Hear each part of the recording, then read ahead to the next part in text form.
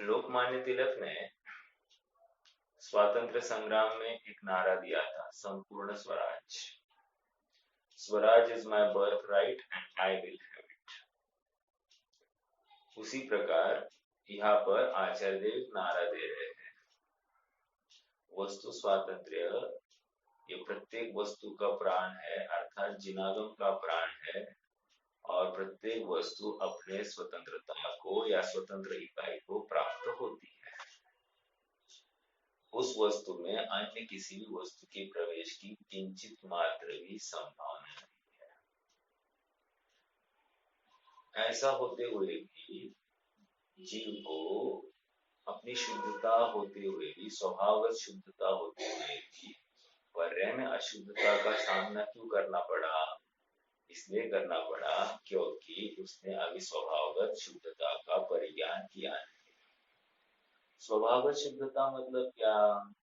अपने में अपना अंश पर में नहीं मिलाना, या अपने में पर का अंश मिलता नहीं है और मेरा अंश पर में मिलता है। फिर स्वभावगत शुद्धता मतलब क्या? पर का अंश अपने में मिलता नहीं और मेरा अंश पर में जाकर मिलता है। ये जिसे स्वीकार होता है, हाँ, वो पर्याय में भी शुद्धता प्रकट कर लेता है। लेकिन आश्चर्य, जीव ने आज तक इस संबंधी गप्पे तो बहुत लड़ाए हैं, लेकिन काम हुआ नहीं। क्यों काम हुआ नहीं? क्योंकि standing at the foot boys, gazing at the sky, how can you get up boys when you never try? जब तक इसने प्रयास ही नहीं किया है, तब तक ये शुद्धता कैसे प्रकट करेगा? हाँ, बहुत सरल बात है, लेकिन इस जीव ने उसमें तिगड़म करके रख दिया है, अर्थात टेढ़ा चलता है। सरल प्रश्न को मुश्किल करके फिर उसको सॉल्व करने का प्रयास करना, ये कोई समझदारी नहीं है। सरलता इतनी है कि अपनी वस्तु अपने में है और जैसी वस्तु है वैसा जानना। मुझ में मोह नहीं है, ऐसा जिस दिन ये जीव जान लेता है, उसका मोह तड़ीपार हो जाता है। तड़ीपार मतलब उसका मोह रहता ही नहीं है। लेकिन जो स्वयं को पर्याय वाला मानता है, जो अपने पर्याय को देखता है और द्रव्य को समझता ही नहीं है, वो जीव अज्ञानी ही बना रहता है, उसका मोह बना रहता है। 92 गाथा की समापन अपना हो गया है। उसके पश्चात कुछ कलश है और उन कलशों की अभी हमको चर्चा करनी है। देखो क्या कह रहे हैं।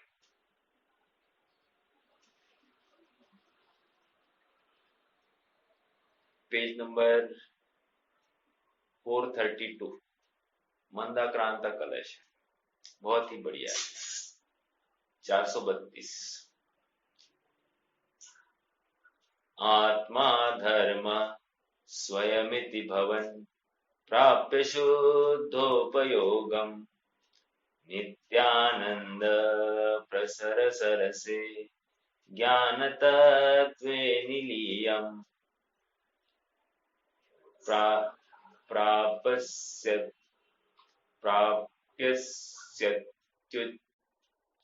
प्राप्यस्यत्युच्चैर्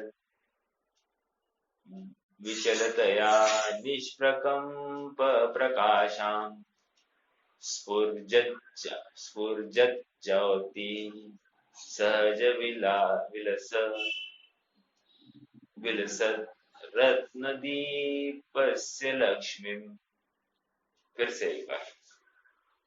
आत्मा धर्म स्वयमिति भवन् प्राप्य शुद्धोपयोगम् नित्यानंद प्रसर सरसे ज्ञान तत्वे निलीय प्राप्यस्यत्युच्चैर्विचलतया निष्प्रकम्प प्रकाशाम् स्फुर्जज्योतिः सहज विलसत् रत्नदीपस्य लक्ष्मीम्। क्या कह रहे हैं देखो, थोड़ा सा भाव भी देखते हैं। आत्मा धर्म स्वयमिति भवन, आत्मा धर्म को स्वयं रूप से परिणमित होता हुआ, स्वयमिति भवन, भवन मतलब होता है, तो आत्मा अपने धर्म को स्वयं परिणमित होता है। तो ये समझने के बाद में क्या होता है, ऐसा समझने वाला जो जीव होता है वो शुद्ध उपयोग को प्राप्त होता है। आगे नित्यानंद, अभी वो शुद्ध उपयोग कैसा है, नित्यानंद प्रसर सरसे। अभी बलवर सर तुमचा माइक म्यूट करता का? नहीं नहीं झाला। हाँ, तो क्या कह रहे हैं यहाँ पर, नित्यानंद प्रसर सरसे, नित्यानंद का प्रसार, नित्यानंद के प्रसार से क्या हो गया, सरस आत्म तत्व, अर्थात आत्म तत्व कहां से लाया, ज्ञान तत्वे निलीय, अर्थात ज्ञान तत्व में लीन हुआ, आत्म तत्व में लीन हुआ। फिर से नित्यानंद के प्रसार से सरस अर्थात रसदार, सरस संपूर्ण सर्व ओर से रसित है ऐसा यह आत्म तत्व, इस आत्म तत्व में क्या हो गया, लीन हो गए। आगे प्राप प्राप प्राप्स्यत्युच्चैर, प्राप्स्यत्युच्चैर विचलतया निष्प्रकंप प्रकाशाम। अब क्या कह रहे हैं, अविचलतया संधि करेंगे, प्राप्स्यत उच्च है, अविचलतया, समझ में आ रहा है क्या, प्राप्स्यत, प्राप्स्यत उच्चैर अविचलतया, अर्थात अत्यंत अविचलता से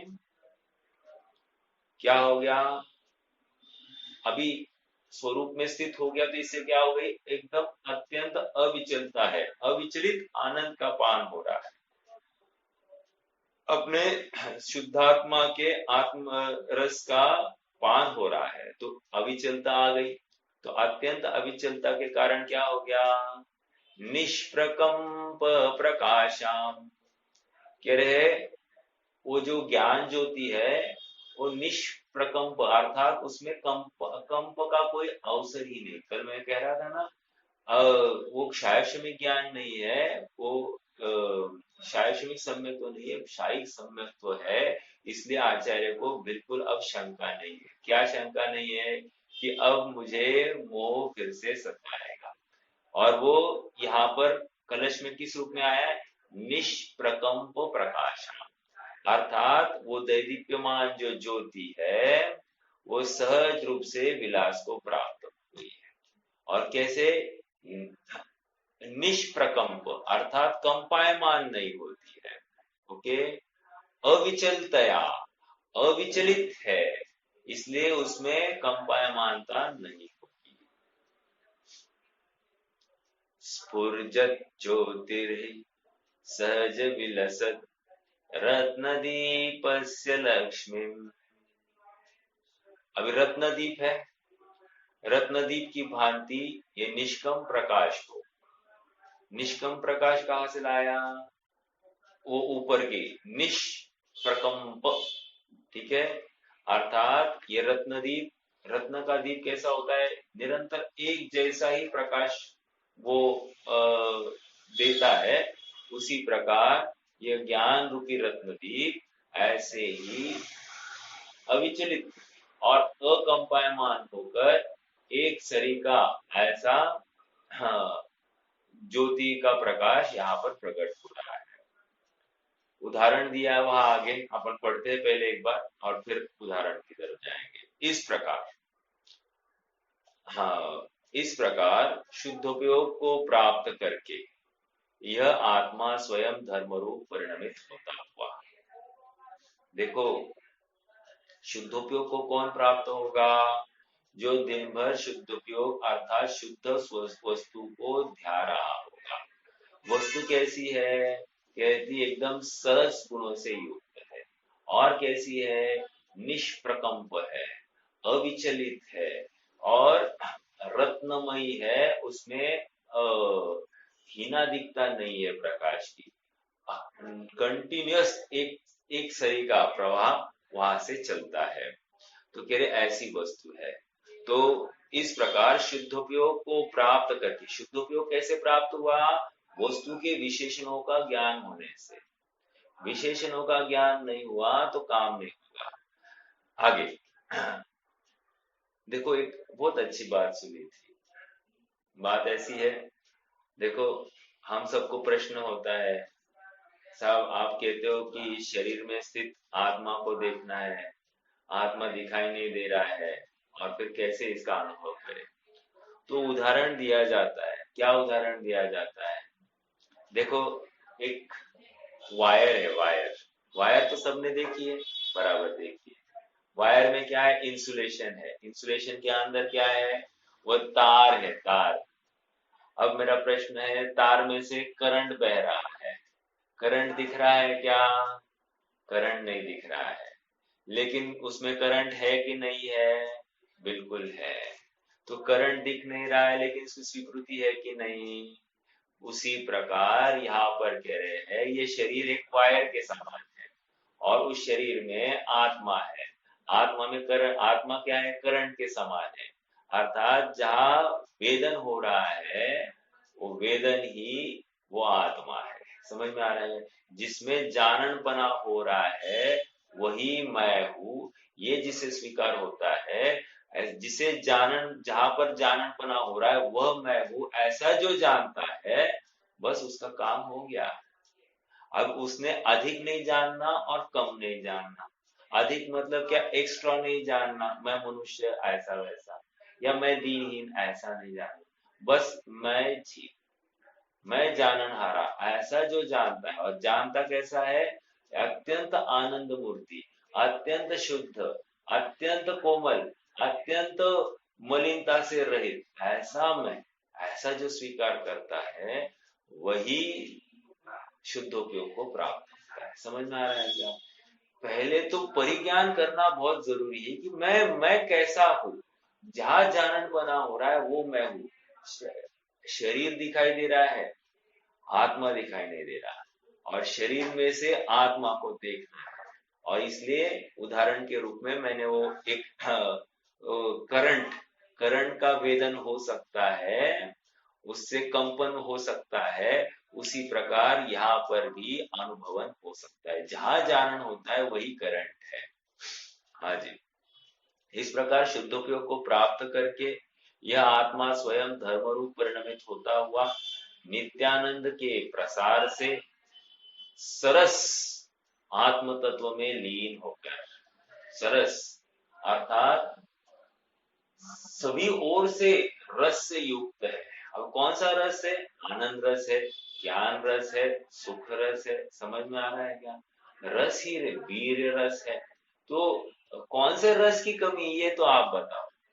सभी रसों से युक्त है, तो सभी सरस आत्म तत्व में लीन होकर अत्यंत अविचलता के कारण दैदीप्यमान ज्योतिर्मय और सहज रूप से विलसित स्वभाव से प्रकाशित रत्न दीपक की भांति निष्कंप प्रकाशमय शोभा को प्राप्त करता है।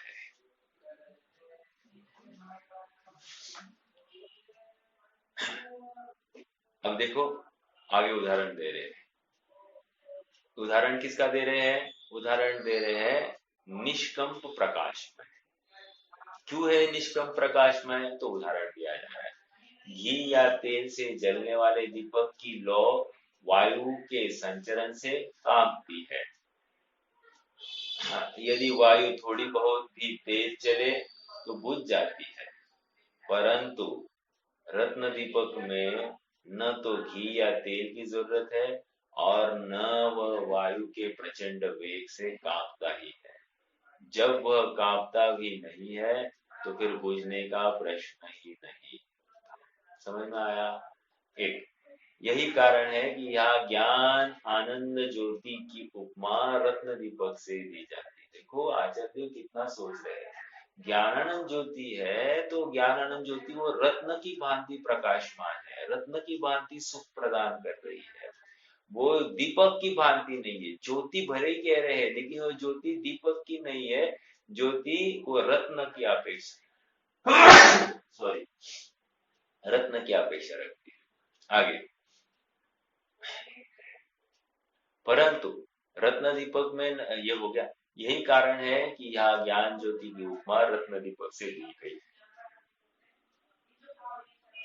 शायद ज्ञान और आनंद तेल के दीपक के समान अस्थिर रहते। आगे बात, शायद ज्ञान वो तेल के भांति है और हम यहाँ पर किसकी बात कर रहे हैं? क्षायिक ज्ञान की बात कर रहे हैं। हाँ, किंतु क्षायिक ज्ञान और क्षायिक आनंद रत्न दीपक के समान अकंप चिरस्थायी होते हैं। हाँ, यह इसलिए इस क्षण में क्या आया, इस क्षण में आचार्य देव ने आत्मा में जाने का कारण क्या है, तो कह रहे हैं आत्मा सरस है, निष्कंप प्रवृत्ति वाला है, उसमें अन्य कोई भी मलिनता नहीं है, आकुलता नहीं है, इसलिए और नित्यानंद रस, आनंद रस में हाँ कोई बाधा नहीं है, कंटिन्यूअसली नित्य आनंद रस प्रस्फुटित जहां से हो रहा है, ज्ञान निरंतर रूप से जहां से प्रस्फुटित हो रहा है, ऐसा जो वस्तु है वो मैं। ठीक है, आगे अब देखो अगला छंद दे रहे, अगला कलश। अगला कलश आप यूं समझिए कि ये अगले अधिकार की उत्थानिका है। पांचवा कलश उपसंहार है, अर्थात अब तक का जो विषय है उसका उपसंहार, और हाँ, छठवा कलश ये अगले आने वाले विषय की उत्थानिका है। वैसे आपको आगे जाते जाते पूछ लूं, पहले अधिकार का नाम क्या था?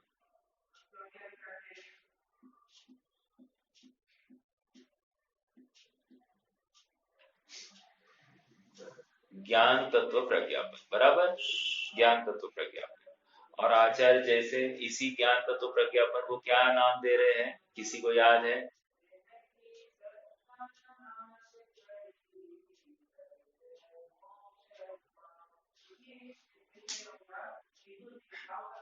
अरे सम्यक ज्ञान अधिकार नाम है, दूसरे अधिकार का नाम क्या है आचार्य जैसे का? सम्यक दर्शन अधिकार और सम्यक चारित्र अधिकार, ऐसे तीन नाम दिए हैं आचार्य अमृतचंद्र ने। ज्ञान तत्व प्रज्ञापन, ये तत्व प्रज्ञापन और चरणानुयोग सूचक चूलिका, ऐसे तीन नाम दिए हैं। ठीक है, तो हर आचार्य के अलग अलग नाम, तो अपने को ये सब ज्ञात होना चाहिए। सम्यक ज्ञान अधिकार जैसे वस्तु स्वरूप है, उसका ज्ञान किए बिना सम्यक ज्ञान प्रकट ही नहीं होगा। सबसे पहले वस्तु स्वरूप का निर्णय करना पड़ेगा, और इसलिए ज्ञान तत्व सम्यक ज्ञान अधिकार। हाँ, आइए थोड़ा सा कलश पढ़ते हैं। फिर से ये मंदाक्रांत ही है। निश्चित्यात्मन्नधिकृतमिति ज्ञानतत्त्वं यथावत् तत्सिद्ध्यर्थं प्रशमविषयं ज्ञेयतत्त्वं बुभुत्सः सर्वानर्थान् कलयति गुणद्रव्यपर्याययुक्त्या प्रादुर्भूतिर्न भवति यथा जातु मोहांकुरस्य। फिर से निश्चित्यात्मन्नधिकृतमिति ज्ञानतत्त्वं यथावत् तत्सिद्ध्यर्थं प्रशमविषयं ज्ञेयतत्त्वं बुभुत्सः सर्वानर्थान् कलयति गुणद्रव्यपर्याययुक्त्या प्रादुर्भूतिर्न भवति यथा जातु मोहांकुरस्य। प्रादुर्भूति न भवति यथा जातु मोहांकुरस्य, अर्थात मोह का प्रादुर्भाव प्रादुर्भाव नहीं होगा, ऐसा यहाँ पर कह रहे। क्यों? क्योंकि सर्वानर्थान कलयति गुण द्रव्य पर्याय युक्त्या, कह रहे प्रत्येक द्रव्य क्या है, गुण पर्याय युक्त पाया जाता है। सर्वानर्थान, सर्व अर्थ कलयति गुण द्रव्य पर्याय युक्त्या, सभी अर्थ द्रव्य गुण पर्यायात्मक ही होते हैं। ओके, हाँ चलिए अपन ये देखते हैं ऊपर का पहली लाइन, निश्चित्यात्मनधिकृतमिति ज्ञानतत्त्वं यथावत्। क्या कह रहे, आत्मा के आश्रित रहने वाले ज्ञान तत्व का इस प्रकार यथावत, यथार्थतया निश्चय करके, अपने आत्म तत्व का यथार्थ रूप से निश्चय किया।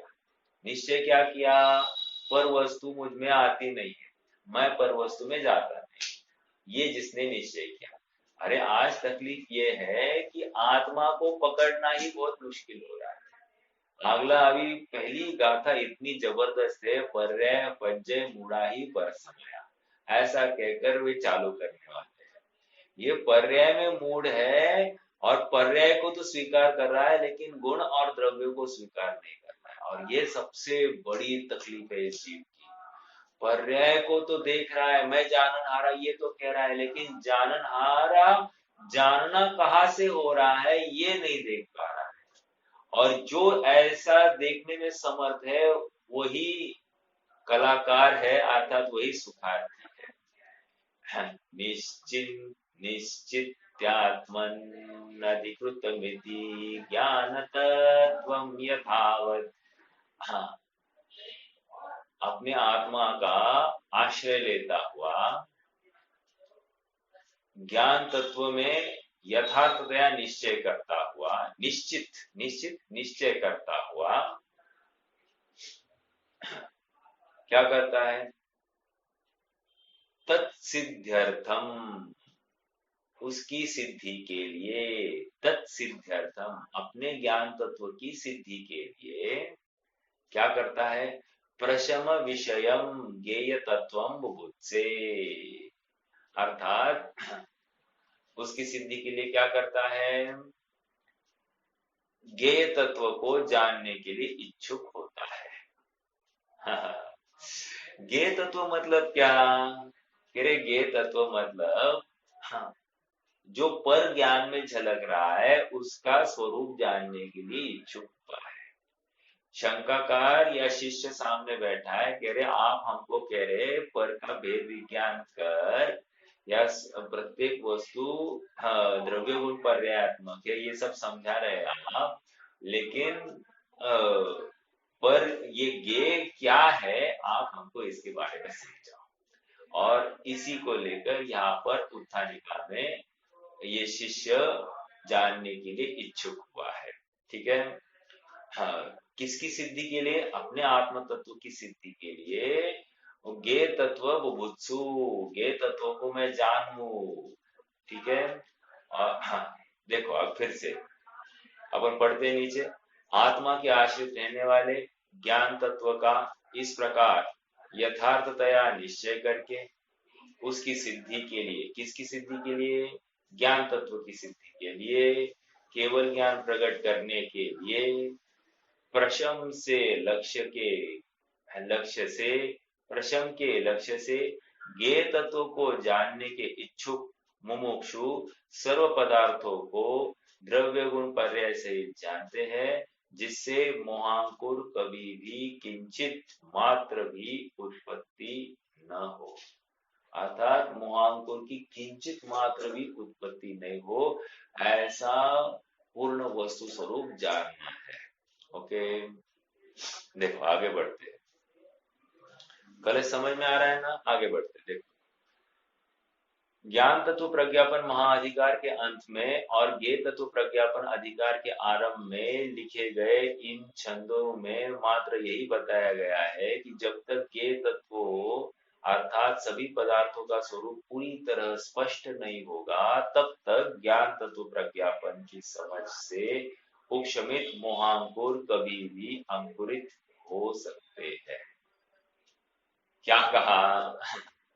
जब तक ये तत्व का स्वरूप समझ में नहीं आता है तो यद्यपि तुमने ज्ञान तत्व प्रज्ञापन के माध्यम से मोह को तुमने दबा दिया है, लेकिन दबाया है, उखाड़ के फेंका नहीं है, तो अभी भी अंकुर पड़ा है। कह रहे वो अंकुर कभी भी अब फूल सकता है, बड़ा हो सकता है, ठीक है, उसका अंश पड़ा है और इसलिए वो कभी भी अंकुरित हो सकता है। उन मोहांकुरों के पूर्णता अभाव के लिए ज्ञेय तत्व प्रज्ञापन में ज्ञेयों का सामान्य और विशेष स्वरूप बताकर ज्ञान और ज्ञेय में विद्यमान स्वभावगत भिन्नता का स्वरूप भी स्पष्ट करेंगे। क्या क्या आने वाला है अभी इसमें? कह रहे हैं ज्ञेय तत्व प्रज्ञापन ज्ञेयों का सामान्य स्वरूप एक, फिर दूसरा क्या होगा? विशेष स्वरूप दो, बताकर ज्ञान और ज्ञेय में विद्यमान स्वभावगत भिन्नता का स्वरूप भी स्पष्ट करेंगे। ज्ञान भी दिखाएंगे, ज्ञेय भी दिखाएंगे। मेरा एक प्रश्न है, अपना आत्मा ज्ञान है या ज्ञेय है?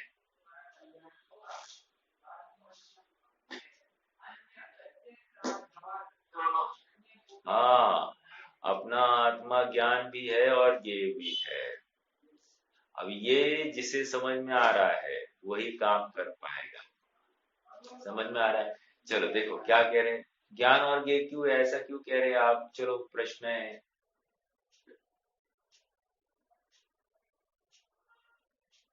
जानता भी है और जानने भी आता भी। हाँ, जानता भी है और जानने भी आता है। देखो, स्व पर प्रकाशकत्व शक्ति, ये उसके पीछे का कारण एक। हाँ, जो जानता है और जानने में भी आता है। वैसे आपको पूछूं, समय सार की दूसरी गाथा की टीका, उसमें समय का अर्थ क्या किया है? स्व समय और पर समय की चर्चा है कि नहीं? तो वहां पर समय का अर्थ क्या किया है?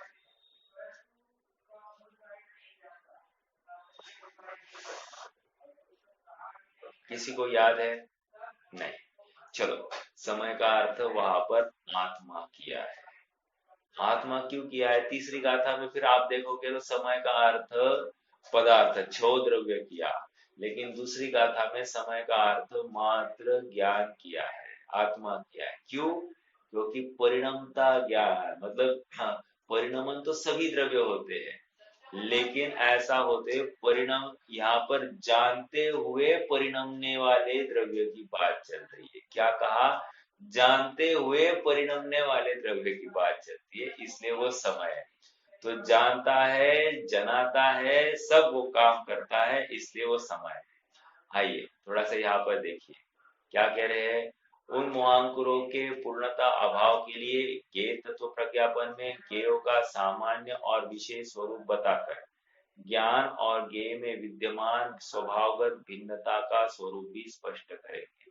ज्ञान क्या है और ज्ञेय क्या है, इनमें स्वभावगत भिन्नता का स्वरूप भी स्पष्ट करेंगे, जिससे पर में एकत्व रूप दर्शन मोह के पुनः अंकुरित होने की संभावना संपूर्णता समाप्त हो जाए और यह आत्मा अनंत काल तक अनंत आनंद का उपभोग करता रहे। मेरा आप सबसे प्रश्न है, प्रश्न ये है, हम ज्ञान और ज्ञेय में क्या अंतर समझते हैं?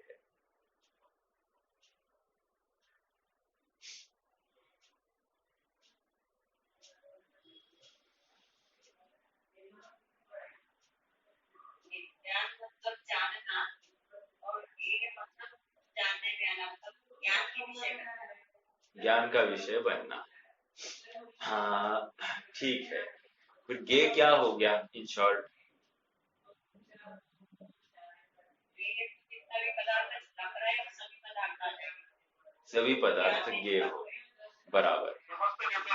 समस्त लोकालोक, हे ज्ञेय लोकालोक इस विधि सर्वगत यह ज्ञान है। देखो, ज्ञान इन शॉर्ट अपन ऐसा ले सकते क्या, ज्ञान मतलब सामान्य जानन जानन जानन जानन, ये ज्ञान।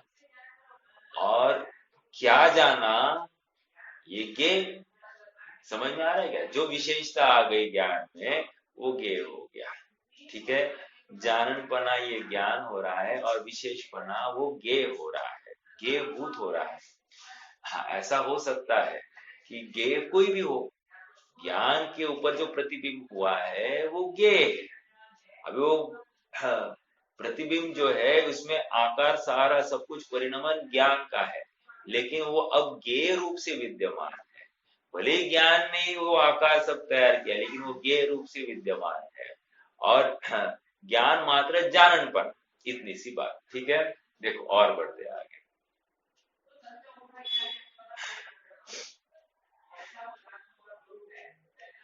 जिससे ये हो गया आगे। इसके बाद आचार्य जयसेन कृत तात्पर्य वृत्ति टीका में दो गाथाएं प्राप्त होती है, जिनमें विगत गाथा में प्रतिपादित साक्षात धर्म परिणत मुनिराजों की स्तुति वंदन नमन द्वारा प्राप्त पुण्य का फल दिखाया गया है। अब ये दो गाथा सरल और सामान्य है, एक बार पढ़ लेते हैं।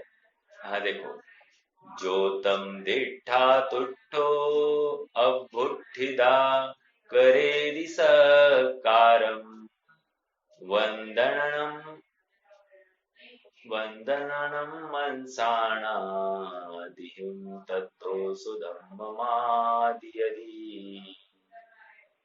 तेन नरावतिरिच्छा देवीं वा मानुषीं गतिं पप्पा विहविस्सरे ये हिंसया संपूर्ण मनोरहा होंती। इसका हरिगित देखते।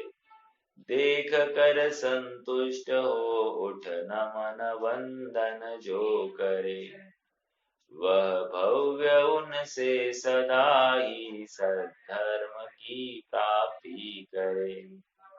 उस धर्म से तिर्यंच नर नर सुरगति को प्राप्त कर, ऐश्वर्य वैभववान हर पूर्ण मनोरथवान। पूर्व 92 नंबर की गाथा में क्या श्रमणों का स्वरूप किया है, और ऐसे मुनिराज को देखकर जो संतुष्ट हुआ है, हाँ, उनको वंदन नमन करता है, उसका उनका सत्कार करता है, वह उनसे धर्म ग्रहण करता है।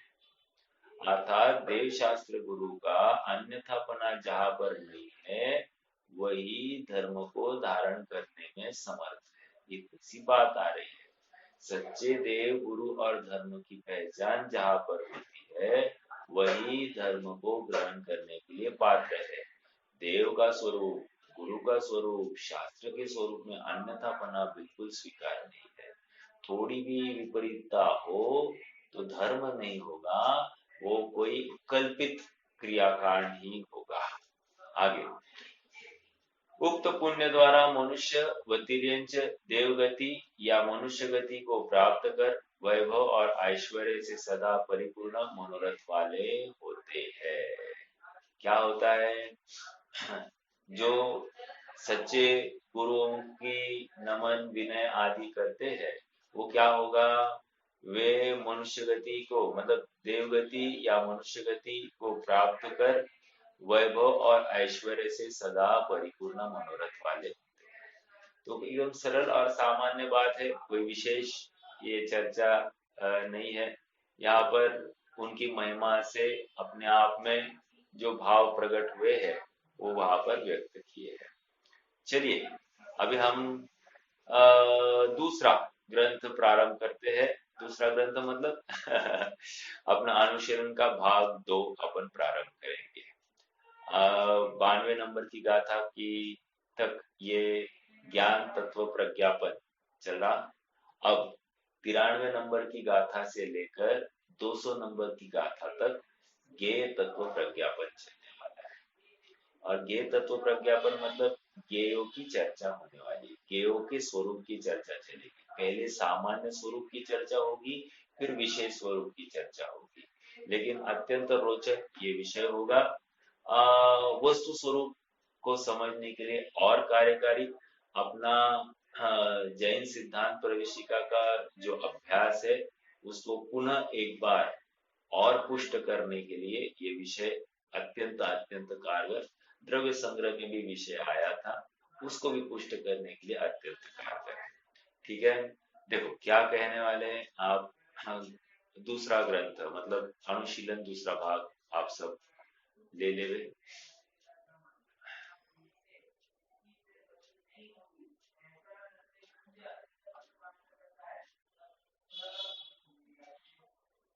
हम्म, देखो थोड़ा सा प्राथमिक बात पढ़ते हैं और फिर अपन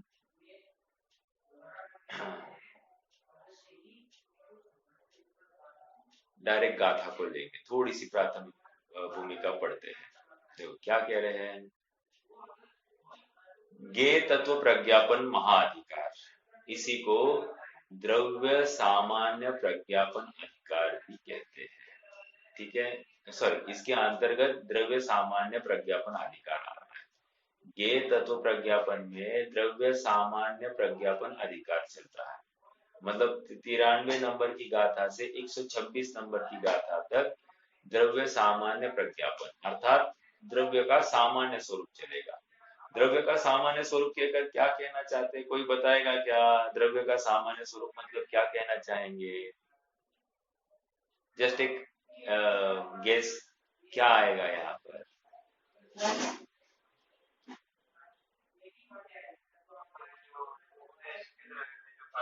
बहुत अच्छा, मुझे ये शब्द चाहिए था। सभी द्रव्यों में जो समान रूप से पाया जाएगा उसकी चर्चा यहाँ पर रखने वाले हैं। हाँ, तो साहब सभी द्रव्यों की चर्चा कर रहे हैं।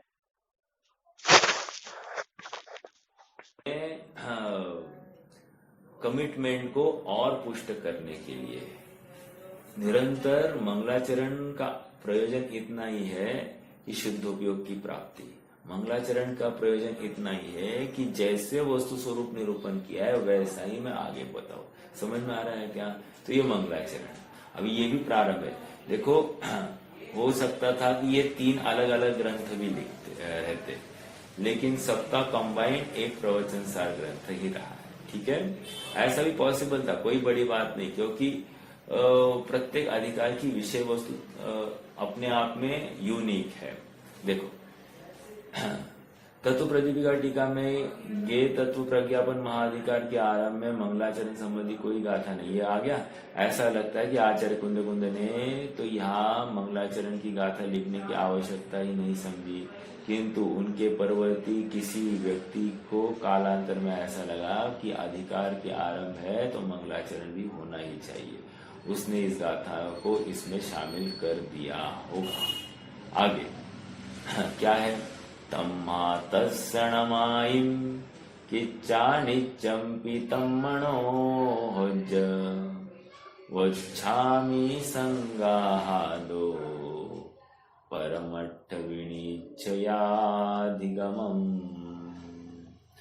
सम्यक सहित चारित्र युत मुनिराज में मन जोड़ कर नम कर कहूँ संक्षेप में सम्यक का अधिकार है। आ गया यहाँ पर सम्यक का अधिकार मतलब सम्यक दर्शन अधिकार की बात चालू होने वाली है। ठीक है, क्या रे? सम्यक सहित चारित्र युत मुनिराज में मन जोड़कर नम कर कहूँ संक्षेप में सम्यक्त्व का अधिकार यह। तो पंच परमेष्टि में से गुरु को याद किया है और गुरु को याद करके यहाँ पर अब वस्तु स्वरूप का निरूपण करने के लिए ज्ञेय तत्व प्रज्ञापन कहो या फिर दर्शन सम्यक दर्शन अधिकार कहो। देखो इसलिए सम्यक चारित्र युक्त उन मुनिराजों को नमस्कार करके उनमें ही तन्मय होकर संक्षेप में परमार्थ का निश्चय करने वाले इस सम्यक्त्वाधिकार को कहूंगा। ध्यान रहे, इस गाथा में न केवल मंगलाचरण किया गया है अपितु सम्यक्त्वाधिकार कहने की प्रतिज्ञा भी की गई है। एक बात विशेष ध्यान देने योग्य यह भी है कि इसमें अरहंत और सिद्धों को नमस्कार न करके मुनिराजों को नमस्कार किया है, जिनको प्रथम महाअधिकार की अंतिम 2 गाथाओं में याद किया गया है। इस गाथा की संगति उन गाथाओं से ही बैठती है। तम्मा तस्य नमाइम, इसलिए उनको नमस्कार करके इस कथन में पूर्वापर संबंध स्पष्ट हो ही जाता है। यद्यपि इस गाथा में ऐसा कोई शब्द नहीं मिलता, तथापि मिलता जिससे यह अनुभव किया जा सके कि आचार्य कुंद को इस अधिकार का नाम सम्यक दर्शन अधिकार इष्ट था। तथापि आचार्य जयसेन ने तात्पर्य वृत्ति में परमार्थ का निश्चय कराने वाला अधिगम का अर्थ सम्यक्त्व किया है। क्या कहा? सम्यक दर्शन अधिकार क्यों? परमार्थ का निश्चय करने वाला अधिगम। अधिगम मतलब क्या? चहुओर से अधिगम, गम मतलब ग्रहण करना। गम धातु ये ग्रहण करने की या ज्ञानात्मक होता है। तो अधिगम चहुओर से ज्ञान करने में कारण, अर्थात सर्व प्रकार से निर्णय करने के लिए कार्यकारी।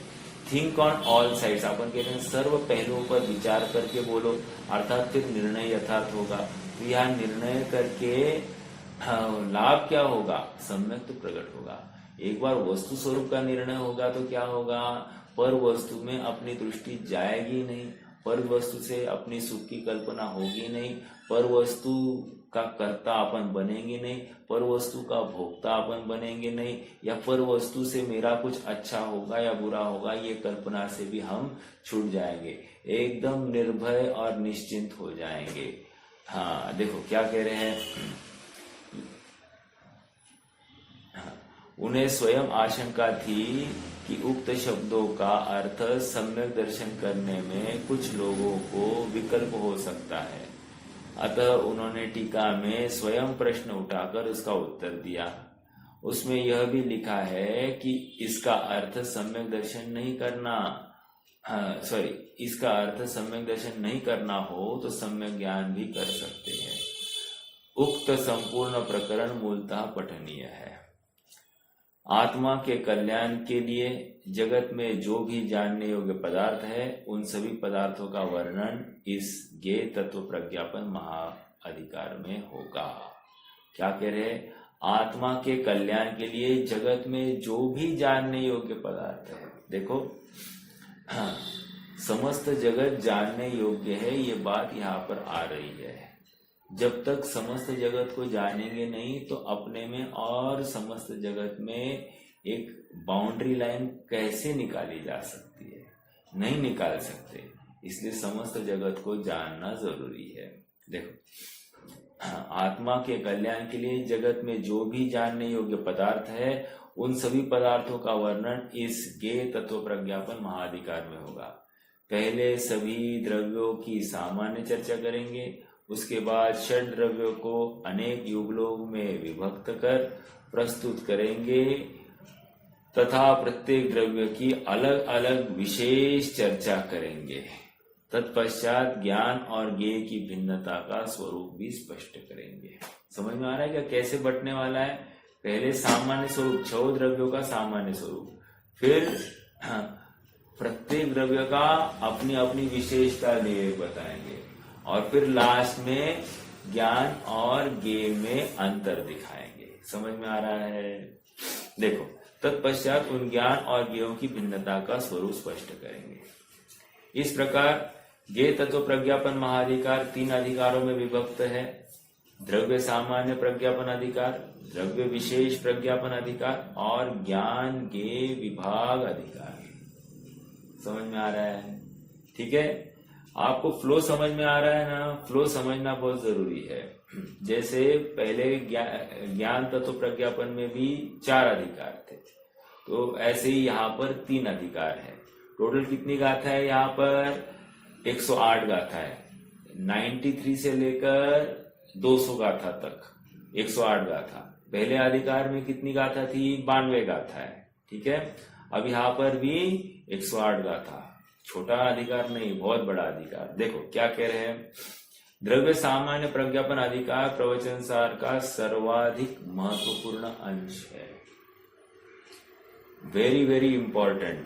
आचार्य देव वक्ता स्वयं यहाँ पर लिख रहे हैं, सबसे इंपॉर्टेंट है, क्योंकि इसमें प्रतिपादित वस्तु स्वरूप जब तक हमारे ख्याल में नहीं आएगा तब तक सम्यक दर्शन की प्राप्ति नहीं हो सकती।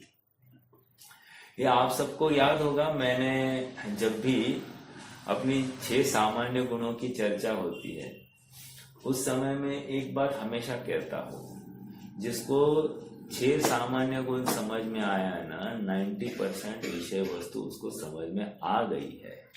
पूरा जिनागम का हार्द उसको समझ में आ गया है। अब बची जो बात है ना, वो तो थोड़ा बहुत समय सार के माध्यम से उसकी पूर्ति हो जाएगी, लेकिन जब तक ये सामान्य स्वरूप नहीं समझता है वस्तु स्वरूप का, तब तक इसको सम्यक ज्ञान नहीं होगा, सम्यक दर्शन की प्राप्ति नहीं हो सकती। सम्यक दर्शन का विषयभूत जो भगवान आत्मा है, इस प्रवचन सार के द्रव्य सामान्य प्रज्ञापन की पृष्ठभूमि पर ही समझा जा सकता है। इस प्रकार द्रव्य विशेष अधिकार में द्रव्य सामान्य अधिकार और द्रव्य विशेष अधिकार अभी सेकंड अधिकार क्या है? द्रव्य विशेष अधिकार में प्रत्येक द्रव्य का स्वरूप स्पष्ट करेंगे, अर्थात धर्म, अधर्म, आकाश, काल, इन सबके स्वरूप का अलग अलग से प्रत्येकमेव प्रत्येकम, अर्थात प्रत्येक का फिर से अलग अलग से हम उनकी चर्चा करेंगे। सबका एक साथ चर्चा, अब सबकी अलग अलग पृथक पृथक चर्चा। ठीक है, हाँ, आपको ये लगेगा साहब, हाँ, इतनी चर्चा करने का कारण क्या है? कारण इसलिए है क्योंकि ये अपने को कहीं ना कहीं धर्म द्रव्य, अधर्म द्रव्य, काल द्रव्य, आकाश द्रव्य, इन सब का कर्ता अपने में बिठाए हुए है। अर्थात वो उनका कार्य का कर्ता भी ये स्वयं को मान बैठा है, इसलिए यहाँ पर सभी द्रव्यों का स्वरूप समझना जरूरी है। हाँ, ज्ञान ज्ञेय विभाग अधिकार एक प्रकार से ज्ञान तत्व प्रज्ञापन महाअधिकार व ज्ञेय तत्व प्रज्ञापन महाअधिकार दोनों को अपने में समेटे है, अर्थात कंक्लूडिंग पार्ट है। ठीक है, उसमें से अब आउटपुट क्या, अब मुझे क्या लेना है, माल मसाला है इसमें, मतलब पूरा मक्खन होगा। ओके, आगे उसमें यह स्पष्ट किया जाएगा ज्ञान तत्व जुदा है और ज्ञेय तत्व जुदा है। यद्यपि अपना आत्मा ज्ञान भी है और ज्ञेय भी है, तथापि अपने लिए ज्ञान तत्व मात्र अपना आत्मा ही है। शेष सारा जगत जिसमें अन्य सभी आत्मा भी शामिल है वे ज्ञेय तत्व ही है, मात्र ज्ञेय तत्व ही है। समझ में आया? तो यहाँ पर इन शॉर्ट क्या दे रहे हैं? ज्ञान तत्व अपना आत्मा और ज्ञेय तत्व मतलब समस्त जगत। यद्यपि अपन ने अभी थोड़ी देर पहले चर्चा में क्या लिया, आत्मा भी ज्ञेय होता है ऐसा हम कह रहे हैं, लेकिन वहां अपेक्षा अलग होगी। यहाँ टू मेक थिंग्स इजी, ज्ञान तत्व और ज्ञेय तत्व, एक मैं ज्ञान तत्व और मुझ आत्मा को छोड़कर बाकी समस्त पदार्थ ये ज्ञेय तत्व। समझ में आ रहा है क्या? तथापि अपने लिए ज्ञान तत्व मात्र अपना आत्मा ही है। शेष सारा जगत जिसमें अन्य सभी आत्मा भी शामिल है वे ज्ञेय तत्व ही है, मात्र ज्ञेय तत्व ही है। इस दृष्टि से विचार करें तो यह ज्ञान ज्ञेय विभाग अधिकार एक स्वतंत्र महाअधिकार होना चाहिए, तथापि यहाँ इसे ज्ञेय तत्व प्रज्ञापन महाअधिकार के अंतर्गत एक अधिकार के रूप में प्रस्तुत किया गया है। अभी हर एक की अपनी अपनी सोच अलग है, थॉट प्रोसेस अलग है कि चाहे सब कुछ, अभी आचार्य कुंद ने तो कोई अधिकार का नाम लिखा नहीं, धड़ाधड़ लिखते गए, और परवर्ती आचार्य ने उनमें भी विभाजन किया। मतलब तीन अधिकार में भी फिर से पहले अधिकार में 4 भेद, दूसरे अधिकार में 3 भेद, तो अपने में अधिकार ऐसे यहाँ पर दिखाई दे रहे हैं। ओके, इस दृष्टि से विचार करें तो यह ज्ञान के विभाग अधिकार एक स्वतंत्र महाअधिकार होना चाहिए, तथापि यहाँ इस ज्ञेय तत्व प्रज्ञापन महाअधिकार के अंतर्गत इस एक अधिकार के रूप में ही प्रस्तुत किया गया है। सम्यक दर्शन और सम्यक ज्ञान की प्राप्ति के लिए ज्ञान तत्व और ज्ञेय तत्व को जानने के साथ साथ ज्ञान तत्व और ज्ञेय तत्व में भेद जानना भी अनिवार्य है। इसलिए ज्ञान ज्ञेय विभाग अधिकार भी अत्यंत महत्वपूर्ण अधिकार है। इस प्रकार ये तीनों अधिकार ही महत्वपूर्ण अधिकार है और अत्यंत महत्वपूर्ण विषय वस्तु को प्रस्तुत करते हैं। अब आइए गाथा 93 अगले पेज पर आ जाइए। आज थोड़ा सा पढ़ते हैं और फिर रुक जाएंगे। यह गाथा ज्ञेय तत्व प्रज्ञापन महाअधिकार और द्रव्य सामान्य प्रज्ञापन अधिकार की पहली गाथा, जो संपूर्ण प्रवचन सार ग्रंथ की 93वीं गाथा है, जिसमें पदार्थ द्रव्य गुण पर्याय रूप होता है, यह बताया गया है। गाथा मूलतः इस प्रकार है। देखो, थोड़ा सा विचार करेंगे ना, जो गाथा आगे बढ़ती है ना, ये पूर्व की गाथाओं को समाये हुए ये गाथाएं हैं। तो आप 93 गाथा मत लीजिए इसको, अब तक की 93 गाथाओं का सार इस 93 नंबर की गाथा में ऐसा लगाएंगे। क्या कह रहे हैं देखो। अत्थो खलु दौवमो दौवाणी गुणपगाणी भणिदाणी तो तेहिं पुणपज्जाया पज्जय मूढ़ाहि पर समया। पज्जय मूढ़ाहि पर समया, ऐसा आपने कहीं पढ़ा होगा, तो वो इसी गाथा से वो अंश लिया गया है। जो पर्याय में मूढ़ है वो पर समय है। ऐसा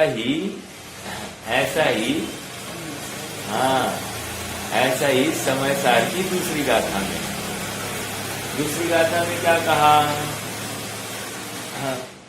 जो पर द्रव्य में रत है वो पर समय, और जो स्वद्रव्य में रत है वो स्व समय है। अब यहाँ पर क्या कह रहे हैं? जो पर द्रव्य में रत है वो पर समया, जो पर्याय में मूढ़ है वो पर समया। वहां पर द्रव्य में रत की बात कर रहे थे और यहाँ पर्याय में रत की बात कर रहे हैं। थोड़ा सा अंतर है। अब ऐसा क्यों करना पड़ा? सब पर्याय में रत, पर्याय तो अपनी है, उसमें रत हुआ तो क्या प्रॉब्लम है? उल्टा आपने तो सम्यक दृष्टि घोषित करना चाहिए। समय सार में पर्याय को स्वभाव का आश्रय लिया तो उसको शाबाश की दी है, और यहाँ पर पर्याय अन्य कहीं रत नहीं है, पर्याय में रत है, तो आप उसको शाबाश की दो ना, उसको स्व समय कहो। नहीं कह रहे, ये पर समय है। क्या कारण है अपन देखेंगे, लेकिन थोड़ा भाव देखते। अत्थो खलु दौवमो, अत्थो मतलब पदार्थ। क्या है पदार्थ? दौवमो, पदार्थ द्रव्यमय है। और द्रव्य कैसा है? दौवाणी गुणपगाणी भणिदानी। और द्रव्य गुणपगाणी अर्थात गुणात्मक है, ऐसा कहा गया है। भणिदानी कहा गया है। तेहिं पुणपज्जाया, और वे गुण अच्छा, तेहिं मतलब वे द्रव्य और गुण दोनों लेना। तेहिं मतलब द्रव्य और गुण कह रहे उनसे ही पर्याय होती। तेहिं पुणपज्जाया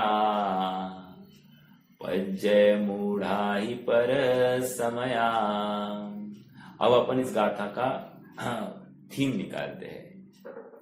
प्रत्येक पर्याय द्रव्यमय है, सॉरी प्रत्येक पदार्थ द्रव्यमय है, प्रत्येक द्रव्य गुणमय है, और द्रव्य और गुण अपनी पर्यायमय है, और जो पर्याय में मूढ़ है वो पर समय है। समझ में आया? पर समय मतलब जो पर द्रव्य में स्थित है उसको अपन पर समय, वहां पर समय सार में कहा है।